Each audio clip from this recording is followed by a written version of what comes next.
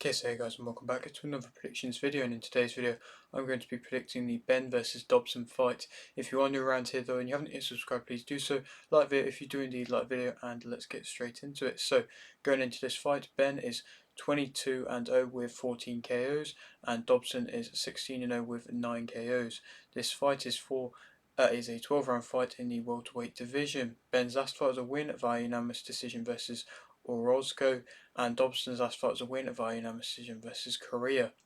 Benn is 27 and Dobson is 33. This is in Dobson's home country of America.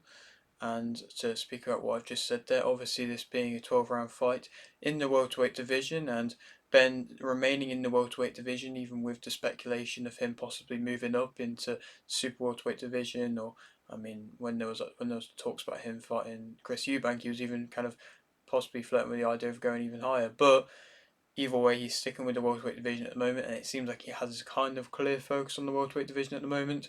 But either way, it's interesting to see him active now and being more active. And I suppose from the inactivity he has had, it's good to see him being active, even if people. I'm not going to go into it too much, but people don't believe that necessarily he should be fighting, or most definitely fighting big fights. But either way, he's still getting opponents in front of him, and he's still here. And you can argue all we want. Either way, he's still fighting, and you can't really do too much about that. As you know, you kind of just got to hope that everything is right, and he should be fighting. But we just got to kind of hope for that. But obviously, his last performance was his kind of return to the ring, and he looked solid. He looked good, but he didn't look amazing. Orozco was very tough, took some very big shots from Benn. People were questioning Benn's power as of him returning from the drug incident, and people saying that he's now less powerful. But I don't know if that's necessarily the case, or if Orozco's just really tough. But it was a good outing for him, and good to see him back getting fighting again against still a tough opposition, obviously in Orozco.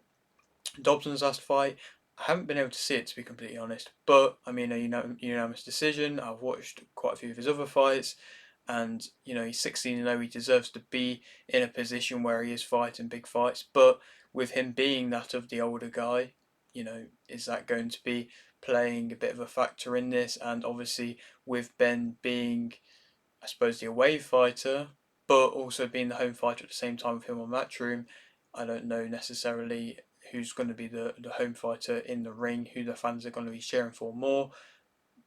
Possibly you would have to say Dobson, due to the fact that he is obviously the home country fighter, and he's also the one that's also not had necessarily all the things kind of going against him at the moment. But to speak about them both as fighters, Benn as a fighter, he's aggressive. I mean, we've always seen that aggressive side of him, and obviously he's got a point to prove, and he kind of seemingly now is going into fights with that point to prove to the people, to the fans, that he is still a very top level boxer, and everything with the outside things been going on around him hasn't affected him, and he still, like I've mentioned, is a top level fighter. He's very explosive. He throws with intent. Pretty much every shot he'll throw with intent, and so he does always land big. He changes levels well, goes to the body very well. He's got good head movement. He can fight on the front or the back foot. I think he proved in that last fight more than anything that he can fight on the back foot, and he does have good counters. And that's something a bit different, and it's something that you kind of want to see. And he fought well even when he was on the ropes in that last fight. He has a point. No, he fights well in close. He fights well in close. He's got probably the faster hands out of the two. He's a pressure fighter. He pushes the action. He is physically strong, and he won't necessarily be bullied. But to be fair, in that last fight, he did get pushed up. He did get backed up. But Orozco was the bigger guy, and so that's when necessarily maybe why he's sticking around at welterweight for longer, because now he's experienced out of the higher weight class, and he's kind of realised that maybe it's not quite the play, and so I don't blame him for that, to be completely honest. He knows how to end a fight and get fighters out of there. He's got that ability to be able to close out the show well. He's got high output, and he pairs up his shots well. If that's in threes, if that's in fours, if that's even just in twos, he pairs up his shots very well. It's rare that we ever just see the singular shot coming out of him. Negatives about him, I mean, he may be overlooking Dobson here. Obviously, he's not been overly active, Benn, and so he shouldn't really be overlooking anybody. But he possibly might be. I mean, he's been calling out so many different fighters, and so many different fighters have been talking about him. But so I suppose that means he might be overlooking him. But you'd like to hope not. People obviously, like I say, are questioning if his power was still there. This fight is most definitely going to answer it from a bit more of a natural welterweight Dobson, and from what I believe, I feel like this is probably going to answer that. Accuracy at times it can be a little bit off when he is being a little bit wild, a little bit reckless. He can force the fight a bit at times and can become frustrated necessarily if things aren't going his way. He will stand straight on quite often when he's throwing his combinations. I do really enjoy his kind of hip movement and the fact that it links to the fact that he does put everything into his shots, but it does mean that he is standing straight on at times. He can be a little bit too aggressive at points, and that's when you can force the fight a bit.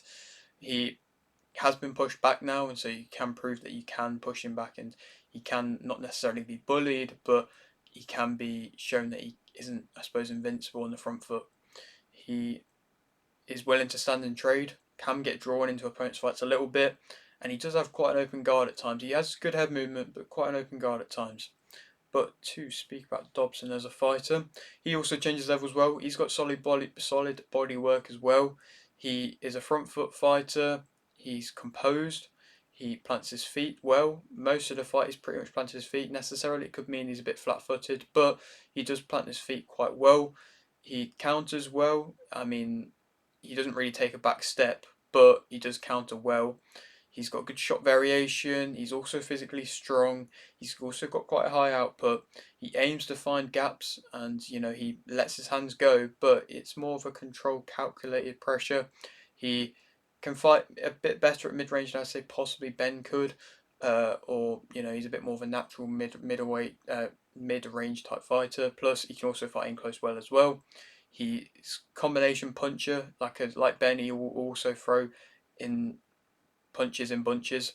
He can kind of push his straight right hand through, and he can time that quite well and use that as a weapon quite well and counter with that quite well. And he's proved to knock fighters down with that straight right hand. Like I said, he pushes that through, and so that's something that he's definitely going to have to be wary for. Then negatives about him, I mean, he's there to be hit. He's not really got too much of a defense, and so it means he's not really moving that well. He's not really got too much head movement. I would say he's probably slowing down a bit from when we used to see him fighting back in like 2016, 2017. He was moving a lot more and he was getting hit a lot less, but now he's slowing down a bit. And from recent performances I have seen from him, he has, like I mentioned, been slowing down, and he's got a bit more lazy, I suppose, to an extent, defense, and it means that he is there to be hit. His footwork isn't great. His speed in hand isn't great. He stands quite upright. He walks onto shots. He doesn't really cut off the ring especially well. I'd say Benn can cut off the ring well if he wants to. He, yeah, I mean, to be fair, he's not really been put on the back foot too much, or he's not been put under too much pressure. But in fights I have seen him in the past, like I say, in the past, he has looked better than what he is possibly looking now as of recent fights. This is obviously his toughest test for him, and yeah, so Benn is the favourite for this fight, and I think that Benn will win via TKO in round 9. I think he's probably going to wear him down. I think Dobson possibly could land a couple good shots. I think Benn is also there to be hit at good times. I mean, when he is planting his feet, he is there to be countered, and I think Dobson could counter him quite well. But I think Benn's going to be able to grind him down, work him down, show that he is kind of levels above, see the predictableness, I suppose, to an extent of Dobson being that bit of a slower fighter, and then be able to get the stoppage into the later rounds and prove that his power is still there at this weight division. And then who can go on to fight next? I mean, Eubank Jr. fight's always going to be there. Do I think it'd be next? Probably not, but I've put that in there as a possible option. I mean, he's been going back and forth with Furman, who's obviously now fighting Zoo. So possibly the winner of Furman versus Zoo for Zoo's the WBO super welterweight champion, but I believe he's fighting for the welterweight championship against Furman. I'm not too sure, but that's a fight there. If he does want a natural welterweight, Santillan, I think that would make a great fight. All action fight, I think that would be, and obviously Santillan is just coming off a big win versus Rocha, and he is that more of a bit of a natural welterweight. And Lubin is also another very good option. I think that would make it an entertaining fight. Lubin, I believe he's fighting a bit more super welterweight now, but that is also a good fight as well. But yeah, that is it for today's video. I hope you did enjoy. Like the video if you did indeed. Like the video, subscribe if you're new, and thanks for watching.